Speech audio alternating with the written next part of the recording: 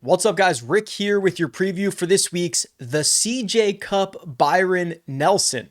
Yeah, probably now the worst name on the schedule. Just doesn't make a lot of sense. Doesn't roll off the tongue. They combined two events, the CJ Cup and now the AT&T Byron Nelson or the Byron Nelson.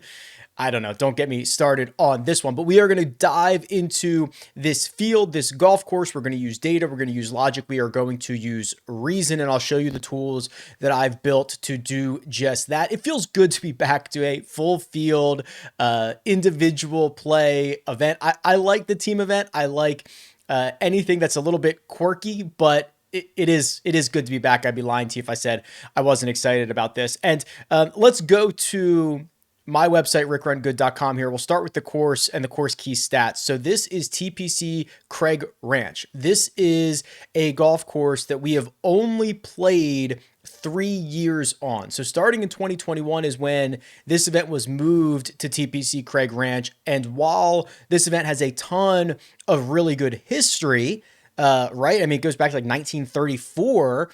You can't use long-term course history or long-term tournament history because we only have 3 years with TPC Craig Ranch playing host. So, blanking on his name right now. KH Lee, excuse me, won the first 2 years, and then Jason Day won the third year. And I want to talk about the breakdown of this course in a second, like the scoring by hole, but I'll just show you the correlated stats of success here. And there are probably a ton of other courses that have a better correlation than TPC Craig Ranch, just because the lack of data that we have over only 3 years, it doesn't make for a great regression model. But here's what it pops out. Driving accuracy, approach play, and a little bit of putting. And I think that makes sense. Driving distance has not been highly correlated to success. It's 48th. There's only 52 courses that I rank. So driving distance has basically been not correlated at all to success at TPC Craig Ranch. There are some anecdotes about why a driving accuracy would be more important, which is it ranks 11th, because there are some holes out here that get you in trouble if you miss off the tee. I think there's water in play on, I don't want to quote the number incorrectly. 13 holes is the number that water comes into play on. 4 water hazards, 13 holes, which water comes into play. Not all off the tee, but that would be why accuracy could be more important than distance. The other thing is approach play, which approach play is always a highly correlated stat to success, but there's only one other course in which strokes gained approach is more correlated to success than here at Craig Ranch. There's probably a couple reasons for that. One, larger than average greens, 6,700 square feet on average. It's a Weiskopf design, and you have to be able to make a bunch of birdies here. The other thing that you're going to see, because the winning scores have been deep into the 20s under par, is the high upside stats are strongly correlated. Approach play and putting ranks second and ranks 8th respectively. And then when you look at some of the other kind of more noisy stats and how they correlate, it's a ton of scoring stats and a ton of approach stats. Approaches from inside 100 yards, total birdies from 50 to 75 approaches, back nine scoring, consecutive birdie streak, consecutive holes below par, et cetera, et cetera, et cetera. Okay, so when you start seeing a bunch of those point in the same direction, you want guys that can keep it in play off the tee, dart throwers, guys that can get hot with the flat stick, guys that are going to make a lot of birdies. That is the key to success for this week. We talk about that high upside ability, approach plus putting quite often. That's probably something you'll hear me talk about as the week goes on. If you take all of that information and look at the last 36 rounds and you say, okay, here's the correlation. Here is what each golfer does well. Tom Hoagie, coming off of pretty big disappointment last week with Maverick McNeely, gets the best adjusted fit number. Makes sense. He is one of the best approach players, not named Scotty Scheffler on the PGA Tour this year. And now he is getting a golf course that rewards that at a very extreme rate. Keith Mitchell, Henrik Norlander, Alex Noren, and Adam Scott round out the top 5 of golfers who get the best adjusted fit here. Lurking just below that, 7th, Jordan Spieth. We'll talk a lot about him this week. And then you have guys who did play well last week, like Mark Hubbard coming in right behind Jordan Spieth, you get Mac Meisner a little bit further down the list. So those are the guys that are getting some of the best adjusted fits. Now, let's talk about this golf course for a second, because it is like the scoring average. It's a very easy golf course, and the scoring has been very good here. But what you'll kind of notice is it's not like there are 18 holes that are going to play under par. There are six, one, two, three, four, five that are going to play significantly under par. And then you're going to have a couple more that are going to be gettable. And then you actually are going to have some holes that'll, 6 or 7 holes will play over par, or at least did last year. So it's not like every hole is a scoring opportunity. The par threes are all, or most of them, 3 out of 4 of them are over 200 yards. They all play over par. Where you have to get this golf course is certainly on the par fives.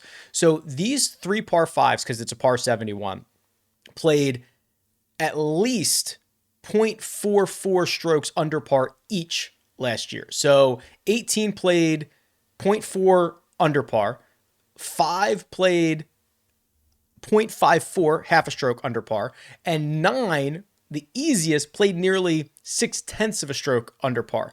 So what does that mean? If you play the par fives to field average and you par every single other hole, you're going to shoot 6 under this week. Okay. So there's like your baseline there. Then you got to be able to take advantage of the short par 4 sixth, 351 yards. That's going to play nearly somewhere between a third and a half stroke under par.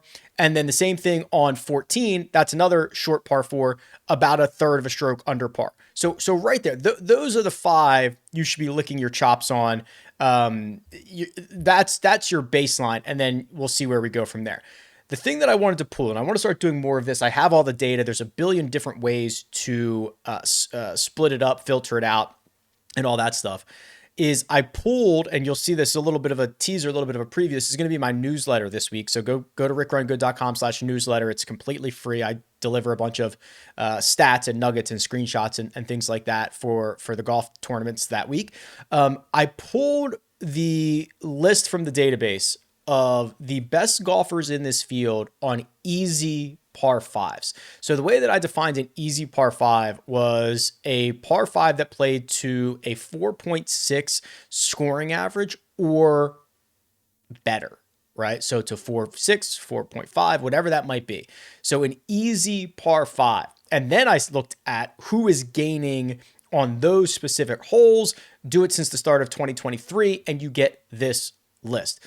Thorbjorn Olesen. So the way to read this is Thorbjorn Olesen on easy par 5s gains 0.23 strokes to the field. That doesn't mean he's playing them 0.23 under par. It means he is actually beating the field average on these easy par 5s. Jimmy Stanger is second. He has a smaller sample size because he's a PGA Tour rookie. Davis Thompson, Robert McIntyre, and Kevin Chappell are the top 5, but Chappell is tied with Norman Jong and Johnny Vegas. You can see some of the other names on this list if you're watching on YouTube. This is pretty closely correlated with good drivers of the golf ball. That's kind of what I think when I look through this, which makes a ton of sense. But then you do get at least one interesting outlier like Mackenzie Hughes, who's probably 10th or 12th on this list. Mackenzie Hughes is not a bomber. Mackenzie Hughes takes more of the Zach Johnson approach to par 5s, which is get it up, near the green in 2, and then rely on your short game to get up and down for birdie, or play back to your favorite number and then hit a wedge close and make the putt. So he is a little bit of an outlier there, which I think is interesting. But I want to start doing more of this, kind of breaking down individual holes, those scoring averages. If you like this, let me know, and of course, go check out the Rick Run Good newsletter for this week and every week. It's 100% free. I think that's basically the gist of the data. Well, here's the off the tee stuff. You can see you do not have to be long at all. There are some average drives around here that are 277 yards, and there's not a huge reward for long drives outside of 2 of the par 5s and some of those shorter par fours, right? The scoring holes. So the scoring holes obviously do reward you for long drives. If you're not a long driver, you can make it up in a couple of different ways. And then you are getting, because it is a par 71 and 7,400 yards on the scorecard, it is kind of a long course. You see the approach buckets where guys are hitting shots in from, 150 and out quite frequently, at least compared to PGA Tour average. But we know that distance is not a detriment on the PGA Tour. It just hasn't been and probably never will be. So I thought that was noteworthy. And then here's the putting boost stuff. So these are pretty close to PGA Tour averages. These are where expected birdie ranges are coming from. 4 to 8 feet is basically on par with PGA Tour average. 9 to 15 basically on par. Where you actually do get, and this makes sense because of the larger greens, you do get more birdie opportunities, whether they are made or not, from basically 27 feet and beyond, right? Those longer birdie putts. So that's why you'll see this putting boost number. It will give a nudge forward to guys who are better from those longer ranges, who make more of those putts from 27 feet and farther. Also based on how many opportunities we expect them to get and the frequency of him being in those positions. So there's a lot going into that, but that's kind of what's happening. Okay. We've done the course. Let's talk about the field. All right, the cheat sheet on RickRunGood.com, and I've got the last 6 starts fired up. Those are all global starts. I've got the history loaded in, and let's rock and roll with a very small $10,000 range, $10,900 for Jordan Spieth, $10,400 for Jason Day, and $10,000 even for Will Zalatoris. What in the world do we make of Jordan Spieth, who has had a lot of great success around this golf course, but he's playing arguably some of the worst golf that we've seen him play in quite some time. He's lost strokes in 4 out of his last 5 on approach, which is something he's never, that's not true. He has done that before in his career, and it was during that slump that he went through a couple of years ago. The thing that he's never done before in his career is this column right here, losing strokes around the green in 5 straight. So not even that short game Spieth magic is there. I understand he's got the good course history, but that wasn't enough to spark it at Augusta National. It wasn't enough to spark it at Harbour Town. And now he is 12-1, the shortest odds he's had since the 2023 AT&T Pebble Beach Pro-Am, an event that he finished outside the top 60. Boy, that is a pretty grim case that I just laid out for Jordan Spieth. I understand that he has made a career of defying all logic and reason, but this is a very tough look. And that does not even get into the potential wrist injury, right? Smacks his club up against the bulkhead there at Harbour Town, and his wrist popped out or whatever. He says it's something he deals with kind of regularly. There's just so much going on here. I don't know how with any confidence you could be clicking that name at the top unless you're running a bunch of lineups and trying to get significantly overweight on a guy that's probably going to be pretty low owned. Jason Day and Will Zalatoris are next. Day's been okay. T18 at Harbour Town, T30 at the Masters. He won this event last year. He's played at times good enough golf to get me excited about his chances for this week, but there's still just something that I'm not really thrilled with. And the something is the second shot. Hemorrhaging strokes on approach. He is losing at least a stroke on approach in each of his last 5 starts, often up to 4.5 strokes on approach. We know this golf course demands or rewards you for being a really great second shot player. Let's go back. He just won this event last year. Let's go back and look at his form leading into last year. Much better on the second shot, right? He was gaining 2 or 3 strokes when he was losing. It was small losses, a completely different version of himself before he went out and gained 6.3 strokes on approach at TPC Craig Ranch last year. Could you imagine him gaining 6 strokes on approach this year? That would be 3 times better than any start that he has had since then. So I think we might be 0 for 2 in the 10K range. How about Will Zalatoris? Well, in theory, we know a good iron player. The putter we've documented has cooled off significantly. Now he switched to the longer putter, the broomstick. I do think it is generally a better thing for him, but he's lost strokes putting in 4 straight. I think that he's probably the most interesting. He's by far the best ball striker of the top 3.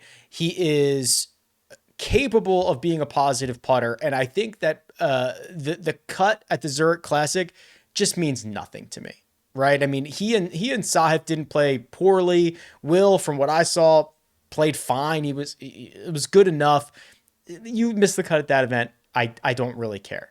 So I'm getting warmer as we get to Zalatoris, who's only gone miscut T17 in his last 2. So I don't think we have a ton of really, really great viable options at the top of this board. I think there's a lot of lineups that are going to skip the 10K range altogether and start building in the 9K. I'm not sure I'm ready to do that yet. It's early. It's only Monday as I record this, but I think that that's a route a lot of people are going to get to because they're going to see Siwoo Kim, who finished runner-up last year and has been one of the best ball strikers on the PGA Tour, something that I'd be pretty hard-pressed to disagree with. I'll pull up his stat profile, but I'll also give you somebody who might be a little bit comparable for cheaper and for likely a lower ownership, and that's Tom Hoge, right? So let's just compare these two. Siwoo at 9,800, Tom Hoge at 9,100. Siwoo will probably be, at least in one and dones early in the week, he's projected to be about 3 times his own, 2.5 times his owned. We'll see what the DFS projections come in with there, but I wouldn't be surprised if it was something similar to that. Both of them have been knocking the cover off the ball, right? Approach numbers are insane. For Siwoo, he's even driven it beautifully. Tom Hoge has not driven it as well, but has been much better on the second shot. Tom Hoge's putter is lapping the field with Siwoo's right now. Siwoo has been bouncing back and forth between models. He's lost strokes putting in 5 of his last 6. We know you've got to make a lot of putts. We know you have to go low here. This is not a stat profile that I'm super thrilled with. I'm warm with it, not super thrilled. I think you take the discount and you go to Tom Hoge, who's gained throughout the Zurich Classic, missed cut there with Maverick McNeely, and we don't have the strokes gain numbers. He's gained 13 strokes putting in his last 3 measured starts and has only lost once with the flat stick dating back to the Sony Open. So this feels like a pretty good opportunity to deploy Tom Hoge. If you want any of the other narratives, Siwoo, plays out of Dallas, but Hoagie's a Texas guy as well. I mean, whatever route you want to go there. So that's kind of the top and the bottom of the 10K range. The middle, I think, is pretty meaty as well. I want to look at Adam Scott and I want to look at Alex Noren. Also, we'll probably pull up Benny On. I mean, Benny On missed the cut at the Players, missed the cut at the Texas Open, still has really good metrics, finished 14th here last year.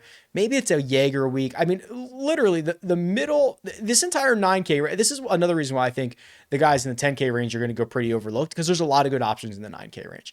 We haven't even gotten to Tom Kim yet. I got to show you Sung JM here in a minute, but let's go Adam Scott and Alex Noren. And we'll kind of just pair these guys off and see what we can find here. Adam Scott, who's 2023 ended well, and then he kind of got off to a pretty decent start in 2024, has continued to play well. Oh, excuse me, I'm showing Alex Noren's stat profile right now, which is all of that still applies. He had a great fall. He finished 3rd at Shriners. He finished runner-up in Bermuda. He played in Punta Cana. What was that, last week? Was that last week or 2 weeks ago? That was last week, or 2 weeks ago. Jeez. Last week was the Zurich. And finished T23 there. He has now gained at least 4 strokes to the field in 5 straight events. That runs the gamut of Punta Cana and Players Championship, right? Both of those. It includes Cognizant, Houston Open, the Texas Open. So we're checking off everything here. Weak fields, strong fields, deep fields, short fields.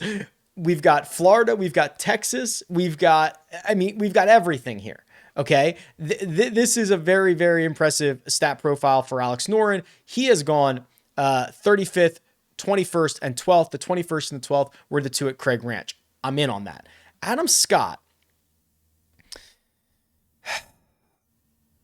is very difficult to figure out right now. Did not hit it well at the Players, made the cut, finished T45, was very reliant on the short game. Didn't hit it well at the Texas Open, had an even better finish, T14, was even more reliant on the short game. He gave us a better stat profile at the Masters, where he gained 4 strokes on approach and finished T22. It's a smaller field, and it's a golf course that he has had, obviously, success at in the past. So is that fool's gold? Is that something that's just like, yeah, there's this magic around Augusta National and XYZ, right? Guys just can snap off and flip a switch there.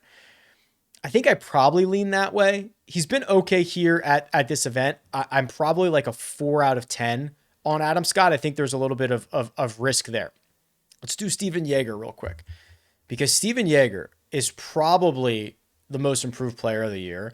I know like the PGA Tour doesn't have an MVP or anything like that, but like in terms of value, like true value, what you thought Steven Jaeger was going to be prior to the year and what he has turned into, he might be the quote most valuable golfer, right? Because he has just been piling up top 20 finishes. He wins in Houston, misses the cut at the Masters, no problem. Don't care about that whatsoever. And then bounces right back T18 at the RBC Heritage. He too has question marks. There is no one in this field devoid of question marks. 5 of his last 6, he's lost strokes putting, and some of them pretty significantly.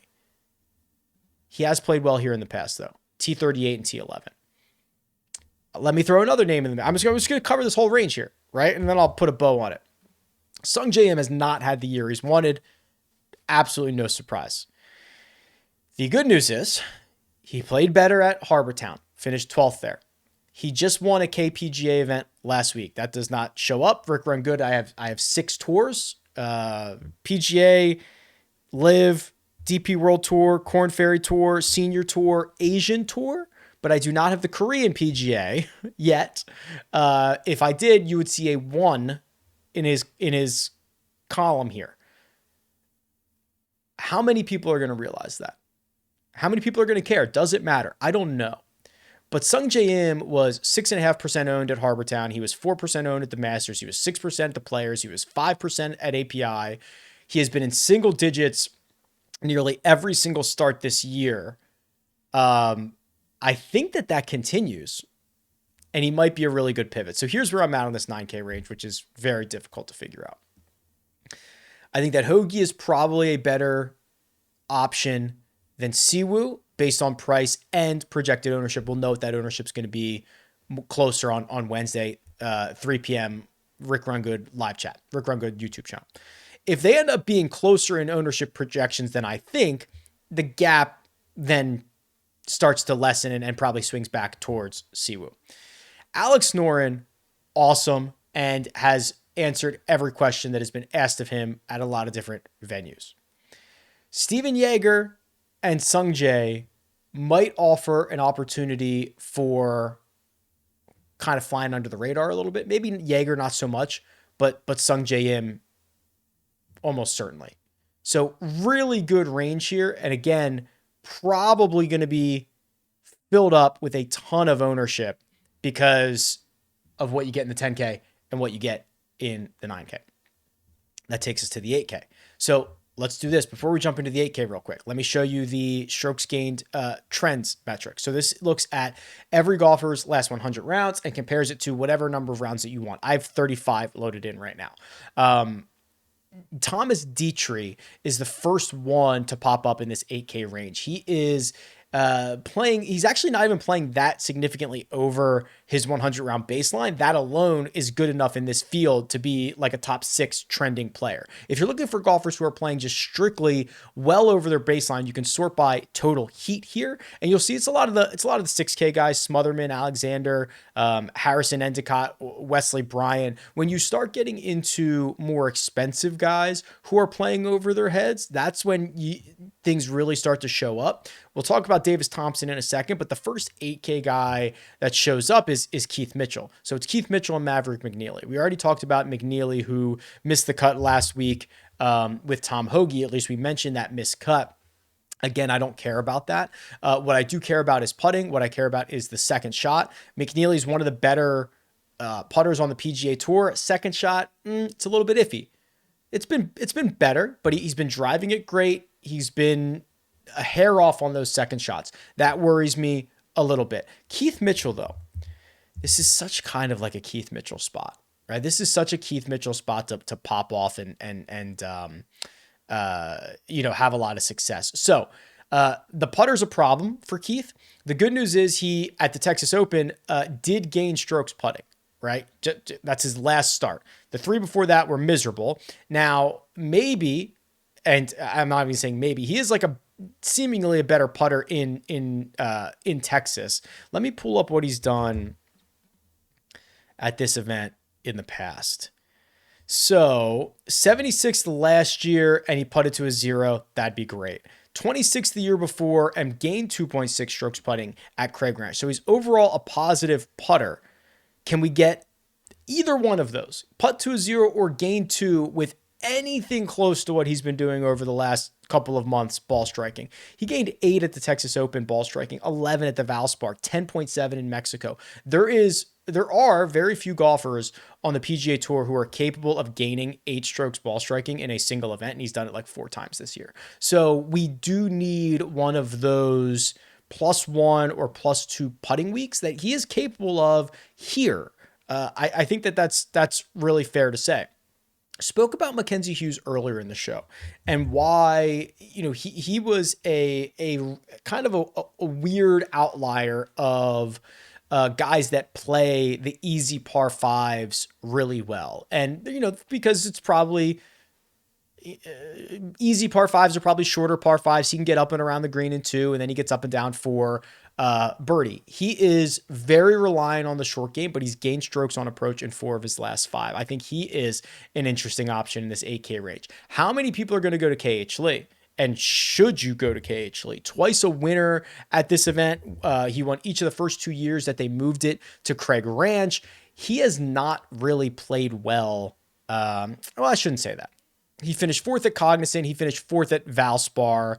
And then he had an 11th at Zurich. But it's been a lot of really bad play over the course of the last couple years. I think that's fair to say. And I'm not sure that this stat, watch me just scroll through this if you're watching on YouTube, just like to get a sense of the direction things are going in. Green, green, green, green. We're back in, early 2023. Green. Okay. More red, more red, more red, more red. It's just, there's a couple of good ones here recently, but man, it is definitely a significant change between the last couple of years. And I just think that when you're a 2-time defending champion, you're going to capture probably a lot more ownership than you should. The 7K range, I'm going to be interested in Davis Thompson. No, it was not a good weekend for he and Andrew Novak last week, but they played well for a couple of rounds. He shows up on the trends tool. He is longer than average. He is straighter than average. He's a very good tee to green player. He's just very well-rounded in general. Gains with the flat stick, has a couple of top 25 finishes here in his last 4 starts. He's got 3 of them. Played here last year, finished 70th, but hey, first time out, let's get a little of experience going. It's 3 straight top 20s for Seamus Power at this event, and now he's starting to play better golf. But I'm looking down here a little bit farther.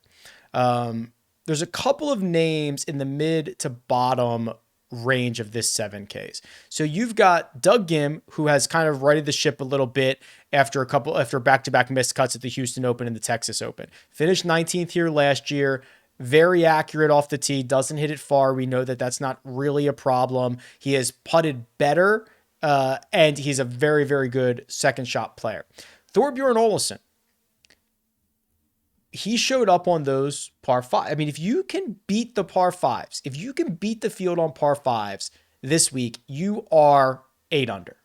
Okay. Now you got to figure out a way to get another 15 to 20, but he's playing better golf. He can spray it a little bit. That's fine. Just take care of the 5s and see what else can come. Peter Quest might be the most interesting. So Peter Quest, probably you've probably not been tracking, so I'll do it for you here and pull up his stat profile. So he has played 5 events on the Korn Ferry Tour in 2024 and 2 events on the PGA Tour. So he doesn't really have full status anywhere, as far as I'm aware. His Korn Ferry stuff was miserable. He missed 6 out of 7, 5 out of 6, 5 out of 6. But look at this recently. So his 2 starts in April, he gains 7 strokes, which was very evenly split, basically 3.5 ball strike and 3.5 short game at the Texas Open, and finished 10th. Then he goes to Punta Cana, where we don't get the strokes gained breakdown, but he finished T9 there and gained another 8.8 strokes to the field. So now we have 2 back-to-back weeks of really good golf, or 2 back-to-back starts of really good golf. He played this event last year, finished 14th. He hits it far. He hits a lot of greens in regulation. He's a very good putter.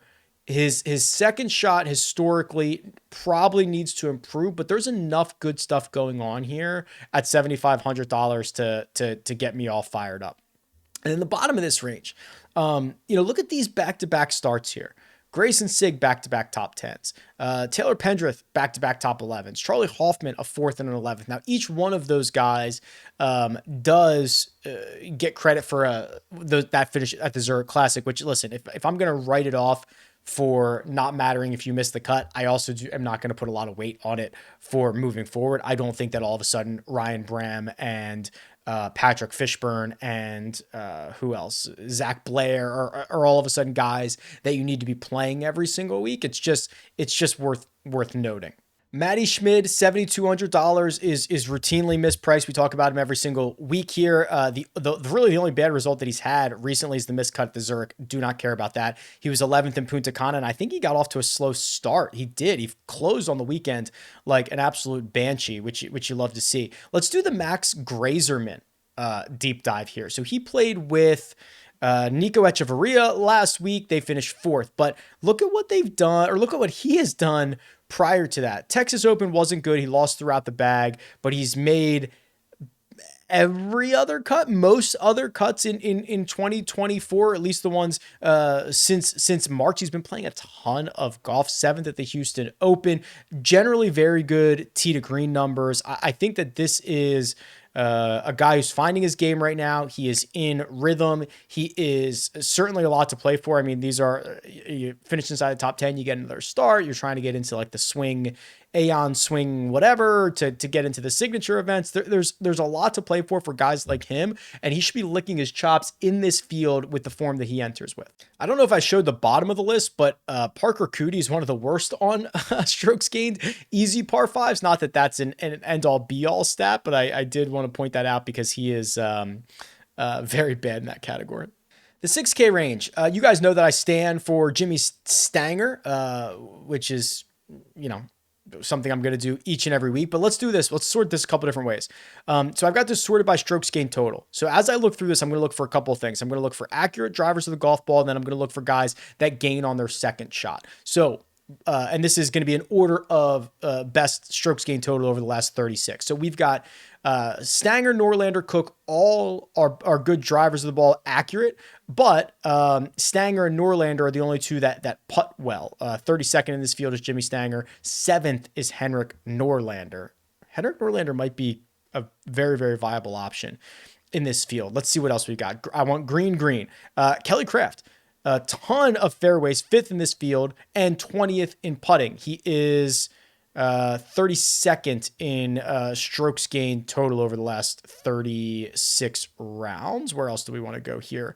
Accuracy and putting. I want green. Jorge Campillo, 40th in accuracy, 53rd in putting. That's green in this range.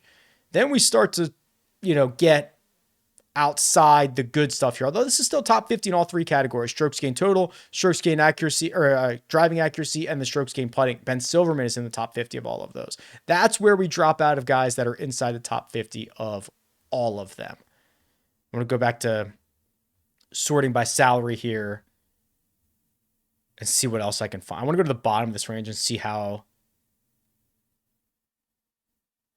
bad it might be. It's pretty bad.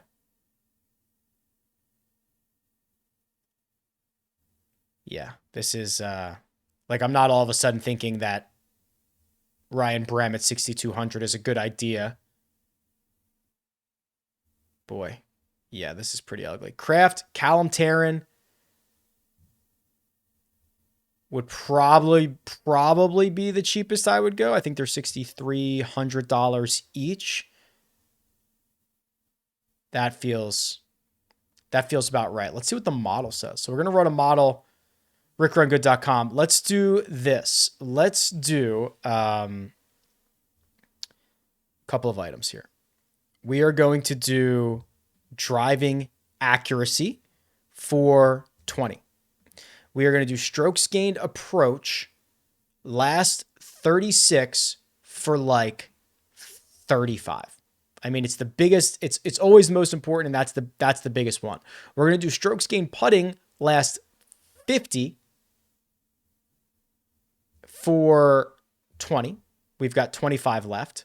We are going to do an upside one, which just a little bit though. We're just going to do upside for gaining 4 or 5 strokes, 5 each. That leaves us with 15. We'll put the final 15 probably on course history. What am I looking for? TPC Craig Ranch, 15. That makes our number one golfer. Oh boy. Wow. That kind of weak, huh? Our number one golfer is Alex Noren. Tom Hoge is second. Mark Hubbard is third. Ben Martin is fourth. The only thing Martin doesn't do well is the upside stuff. He's 118th in gaining 4 or more strokes. He's 67th in gaining 5 or more. Adam Scott is 5th. Jordan Spieth is 6th. Doug Gim, Henrik Norlander, Kelly Kraft, and Daniel Berger round out my top 10. So first off, it just reiterates the love that I have for Noren and Hoge. It is also pointing at Norlander as being a pretty good option. He does lacks the upside, but if he can get me to the weekend at $6,500, if he can get me inside the top 20, I'd probably be thrilled with that. Wow. Very, very interesting. Okay, well, here's what we're going to do. We're going to run it all back on Wednesday, 3 p.m. Eastern, Rick Run Good YouTube channel. We'll answer questions. We'll chat this. There's a live golf event. There's a DP World Tour event. A lot of stuff going on. Love it. Love it. Best of luck this week, guys. Talk to you soon.